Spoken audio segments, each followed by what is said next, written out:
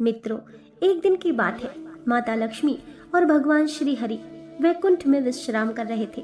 तभी माता लक्ष्मी कहती हैं, प्रभु, आज मेरे मन में 3 प्रश्न उठे हैं, कृपा करें और मेरे मन की आशंका को दूर करें। तब भगवान श्री हरि कहते हैं, हे देवी लक्ष्मी, आपके मन में जो भी शंका है आप निसंकोच होकर कहें, मैं आपके सारे प्रश्नों के उत्तर अवश्य ही दूंगा। तब माता लक्ष्मी कहती हैं, हे प्रभु, मेरा पहला प्रश्न है, वह कौन सा घर है जहाँ एक पिता को अपनी कन्या का विवाह कभी नहीं करना चाहिए। मेरा दूसरा प्रश्न है, एक बेटी के लिए अपना घर कौन सा होता है, पिता का या पति का। और मेरा तीसरा प्रश्न है, कौन से घर में बेटी का विवाह कर देने से उसका जीवन हमेशा के लिए यातनाओं से भरा रहता है और पुत्री सहित पिता को भी कष्ट भोगने पड़ते हैं। तब भगवान श्री हरि मुस्कुराते हुए बोले, हे देवी, आपने अत्यंत महत्वपूर्ण प्रश्न किए हैं, क्योंकि एक पुत्री ही पिता के लिए संसार का सबसे मूल्यवान गहना होता है, जो अपने हृदय पर पहाड़ जैसा पत्थर रखकर पराये पुरुष को कन्यादान करता है। इस संसार में सबसे भाग्यशाली पुरुष के घर में देवी आदि शक्ति का अंश कन्या का जन्म होता है और कन्यादान सर्वश्रेष्ठ दान है। हे देवी लक्ष्मी, मैं आपके तीनों प्रश्नों के उत्तर इस एक पवित्र कथा के माध्यम से देना चाहता हूँ। आप इस कथा को पूरा ध्यान से सुने और जो भी मनुष्य इस कथा का श्रवण तथा प्रसार करता है उसके सारे पाप नष्ट हो जाते हैं और उस मनुष्य को मृत्यु के बाद अक्षय लोक की प्राप्ति हो जाती है। फिर माता लक्ष्मी कहती हैं, हे प्रभु, मैं इस पवित्र कथा को पूरा ध्यान से सुनूंगी और मानव कल्याण हेतु प्रसार भी करूंगी। आप मुझे इस कथा को सुनाइए। फिर भगवान श्री हरि कहते, हे देवी लक्ष्मी, एक समय की बात है, मध्य देश में एक गरीब किसान अपनी पत्नी और बेटी के साथ रहता था। उसके घर में जब बेटी का जन्म हुआ तो वे बहुत खुश हो गए थे। वह किसान अपनी पत्नी से और बेटी से बहुत ज्यादा प्रेम करता था। वे तीनों भगवान श्री नारायण के बड़े भक्त थे। रोजाना तुलसी को जल देना, पूजा पाठ करना, ये उनका नित्य काम था।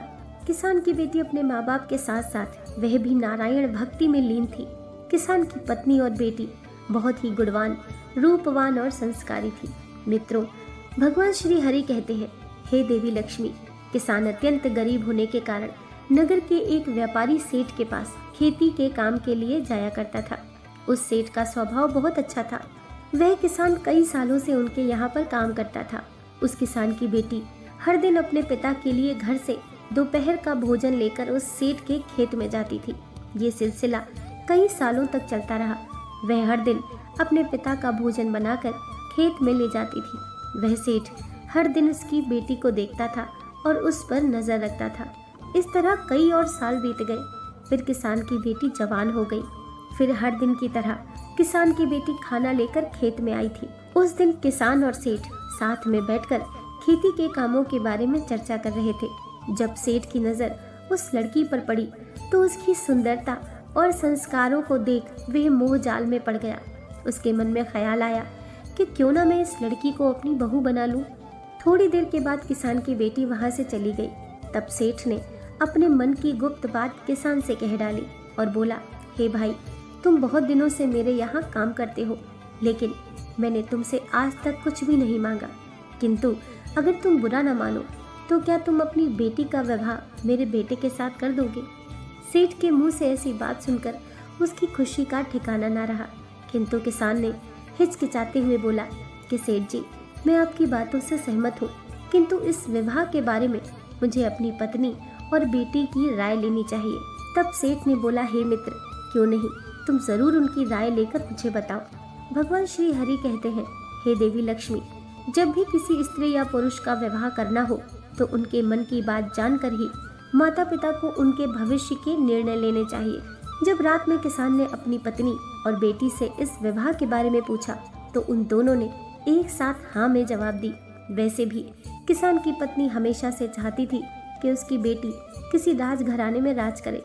मित्रों, फिर भगवान श्री हरि कहते हैं, हे देवी लक्ष्मी, वहीं दूसरी ओर जब सेठ ने विवाह की बात अपनी पत्नी और बेटे से कही तो उन दोनों ने इस रिश्ते को नापसंद किया, क्योंकि सेठ की पत्नी बहुत लालची थी और दुष्ट स्वभाव की थी तथा उसका बेटा भी निकम्मा और लालची स्वभाव का था। तभी सेठ की पत्नी बोली, हाय हाय, आपकी क्या मति भ्रष्ट हो गई है जो एक भिखारी को बहू बनाना चाहते हो। मैं तो क्या, मेरी जूती भी ऐसे घर में कदम न रखे।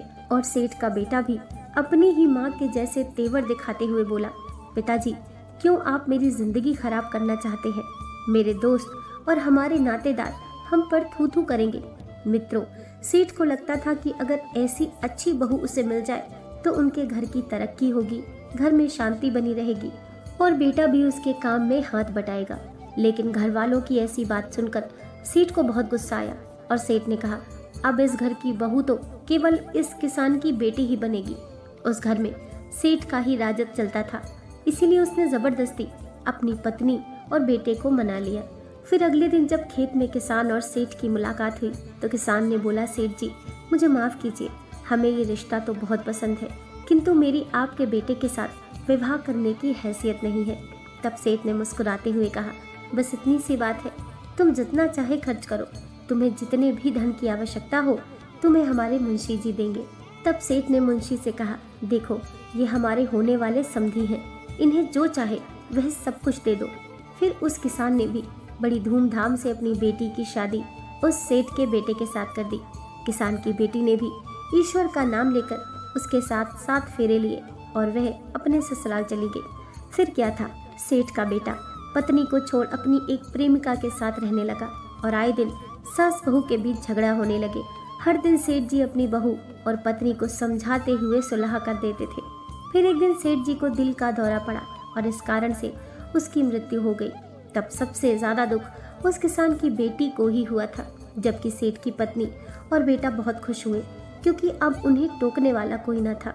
मित्रों, भगवान श्री हरि कहते हैं, हे देवी लक्ष्मी, अब तो किसान की बेटी के बहुत बुरे दिन शुरू हो गए थे। जब भी झगड़े होते थे तो वह अपने मायके में जाती, लेकिन किसान और उसकी पत्नी हमेशा उसको ही समझाकर वापस ससुराल भेजते रहे। ये सिलसिला कई महीनों तक चला। फिर एक दिन सेठ के बेटे ने किसान को काम से निकाल दिया और उसे बहुत भला बुरा अपशब्द कहे। जब किसान की बेटी उनसे डरने की बजाय उनसे प्रेम पूर्वक रहने लगी, तब सेठ की पत्नी के मन में एक बुरा ख्याल आया। उन दिनों किसान की बेटी पेट से थी, तो उसने चिकनी चुपड़ी बातों से किसान की बेटी के मन को जीत लिया था, मानो जैसे कोई सांप ही चिड़िया के अंडों की रक्षा कर रहा है। फिर एक दिन उस सेठ की पत्नी ने बहू के खाने में जहर मिलाकर उसे दे दिया। किसान की बेटी भी अनजाने में उसे खाकर सो गई और उसकी रात्रि में ही मृत्यु हो गई। मित्रों, इधर सेठ की पत्नी ने अन्य नगर वासियों को कहा कि उनकी बहू ने जहर खाकर आत्महत्या की है। साथ ही उसने किसान को भी ये संदेश भेज दिया कि तुम अपनी बेटी के शव को ले जाओ। जब ये बात किसान और उसकी पत्नी को पता चली तो उनके धीरज का बांध टूट गया और उन्होंने बेटी के मृत शरीर को घर लाकर उसका अंतिम संस्कार किया। उसके बाद दूसरे दिन किसान न्याय मांगने के लिए राजा के दरबार में गया और उसने सारी हकीकत राजा को सुनाई। जब राजा ने दरबार लगाया तो सेठ के बेटे ने धन के लालच में राजा के मंत्रियों को खरीद लिया था, जिस कारण से किसान के पास कोई सबूत नहीं था कि उसकी बेटी ने आत्महत्या की है। राजा ने भी सेठ की पत्नी और बेटे को निर्दोष करार देते हुए छोड़ दिया और दूसरी तरफ किसान और उसकी पत्नी हताश होकर उस नगर को छोड़कर एक मठ में चले गए और नारायण की पूजा में लीन हो गए। भगवान श्री हरि कहते हैं, हे देवी लक्ष्मी, किसान की बेटी पवित्र और सच्ची भक्त होने के कारण उसे स्वर्ग मिल गया और कुछ दिनों के बाद किसान और उसकी पत्नी की मृत्यु हो गई और उन्हें भी स्वर्ग की प्राप्ति हो गई। भगवान श्री हरि कहते हैं, हे देवी लक्ष्मी, तुम्हारा पहला प्रश्न था कि वह कौन सा घर है जहाँ एक पिता को अपनी कन्या का विवाह कभी नहीं करना चाहिए। तो ये घर इस सेठ का है जो अत्यधिक धनवान था, जहाँ पर उसकी कन्या सुख पूर्वक जीने की बजाय दुख भोग रही थी। इसीलिए किसी भी पिता को अपनी कन्या का तथा भाई का, बहन का विवाह ऐसे घर में नहीं करना चाहिए जिस घर में पुत्र वधू को मान सम्मान न मिलता हो, उसके साथ प्रेम पूर्वक व्यवहार न किया जाए, उसके साथ केवल एक कसाई के दाव पर बंधी हुई गाय के जैसे व्यवहार किया जाए, जिसके मन में हर क्षण तड़पाने वाली मृत्यु का भय हो। दूसरी बात, अगर स्त्री पुरुष एक दूसरे को पसंद न करते हो तो ऐसा विवाह दोनों के जीवन को बर्बाद कर देता है। तीसरी बात, जिस पुरुष के साथ कन्या का विवाह होने वाला है वह उसके योग्य हो, जिसे हर समय एक जिम्मेदारी से संभाल कर रखे, उसके मन को जीतकर उससे ही प्रेम करे। जब भी किसी के लिए रिश्ते देखे जाएं तो वह बहुत दूर के ना हो, ना ही नजदीकी हो, कभी मामा के यहाँ या बुआ के घर नाता नहीं जोड़ना चाहिए। इससे वाद विवाद तो होते ही हैं, लेकिन समान वंश होने के कारण संतान मंदबुद्धि या शारीरिक विकलांग भी हो सकती है।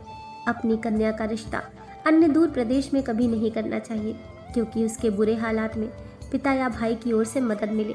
फिर श्री हरि कहते हैं, हे देवी लक्ष्मी, चौथी बात, किसी पिता को कन्या और भाई को बहन का रिश्ता कभी अति धनवान घर में या अति गरीब घर में नहीं करना चाहिए। धनवान लोग उस स्त्री के साथ दासी के समान व्यवहार करते हैं और उसके माता पिता को भी सम्मान नहीं मिलता है, तथा अति गरीब घर में विवाह करने से उसे हमेशा अपनी जरूरत को पूरा करने के लिए अपने पिता या भाई के सहारे की जरूरत पड़ती है। जब भी रिश्ते की बात होती है तो हमेशा उनके कुल और वंश को देखना आवश्यक होता है। अन्य कुल में विवाह होने से समाज में प्रतिष्ठा कम हो जाती है और लोग हीन भावना से देखते हैं। साथ ही उस स्त्री को भी कई परेशानियों का सामना करना पड़ता है। मित्रों, श्री हरि कहते हैं, हे लक्ष्मी, आपका दूसरा प्रश्न था कि एक बेटी के लिए अपना घर कौन सा होता है, पिता का या पति का। तो शास्त्रों के अनुसार स्त्री का घर उसके पति का ही होता है, चाहे सुख हो या दुख हो। पति पत्नी को हमेशा साथ रहना चाहिए और हर हालत में एक दूसरे का साथ देना चाहिए, जैसे कि हमारे राम सीता की जोड़ी थी। और आपका तीसरा प्रश्न था कि कौन से घर में बेटी की शादी कर देने से उसका जीवन हमेशा के लिए यातना से भरा रहता है और कन्या सहित पिता को भी कष्ट भोगने पड़ते हैं। जिस घर में स्त्री को सम्मान न दिया जाता हो, उसके साथ हमेशा ही तुच्छ प्रकार का अभद्र व्यवहार किया जाता हो, या जिस घर में स्त्री पर पुरुषों से हाथ उठाया जाता हो या उसे अपशब्द बोले जाते हो, ऐसे घर में स्त्री का विवाह कभी नहीं करना चाहिए। हे देवी लक्ष्मी, अब मैंने आपके सारे प्रश्नों के उत्तर दे दिए हैं। तब माता लक्ष्मी कहती हैं, हे प्रभु, जिस घर में स्त्री के साथ दुर्व्यवहार किया जाता है उस घर से लक्ष्मी रुष्ट होकर चली जाती हैं। ऐसे घर में धन की हानि होती रहती है और घर गरीबी में चला जाता है। साथ ही जो पुरुष स्त्री पर हाथ उठाता है उसे भी ब्रह्म हत्या का पाप लगता है। दोस्तों, आशा करती हूँ आज की कथा आपको ज़रूर पसंद आई होगी। वीडियो पसंद आई हो तो लाइक कीजिए, चैनल को सब्सक्राइब कीजिए। मिलते हैं नेक्स्ट वीडियो के साथ।